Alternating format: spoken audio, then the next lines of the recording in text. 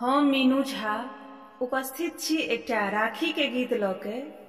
एहि गीत के रचनाकार आदरणीय श्री मणिकांत झा जी छथिन। सब गोटे के रक्षाबंधन के बहुत बहुत शुभकामना। धन्यवाद। जय मिथिला, जय मैथिली।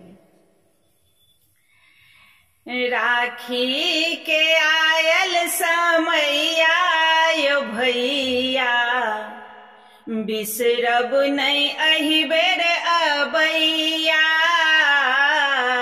राखी के आयल समैया यो भैया, बिसरब नहीं एहि बेर अबैया। नहीं चाही टाका रुपैया यो भैया, राखी के आयल समैया। राखी के आयल समैया यो भैया, बिसरब नहीं एहि बेर अबैया। बाट जोहब हम सुती उठी भोरे, भात दाल तीमन तरब तिलकोरे। बाट जोहब हम सुती उठी भोरे, भात दाल तीमन तरब तिलकोरे।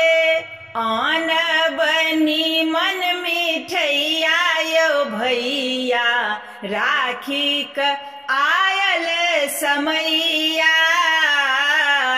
राखी क आयल समैया यो भैया, बिसरब नहीं एहि बेर अबैया।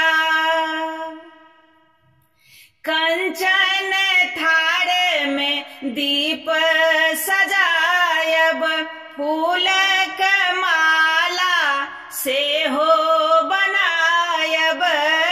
कंचन थार में दीप सजायब, फूल के माला से हो बनायब।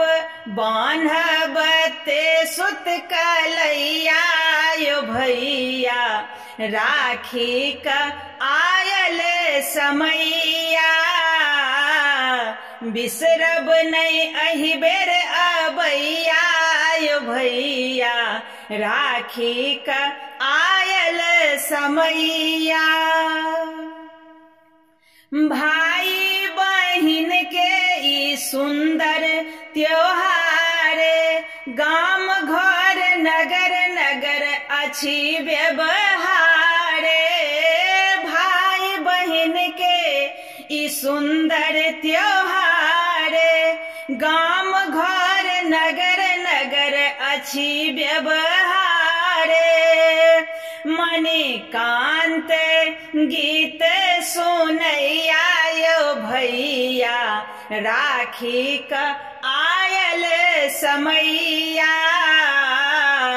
बिसरब नहीं एहि बेर अबैया यो भैया, राखी का आयल समैया। राखी का आयल समैया।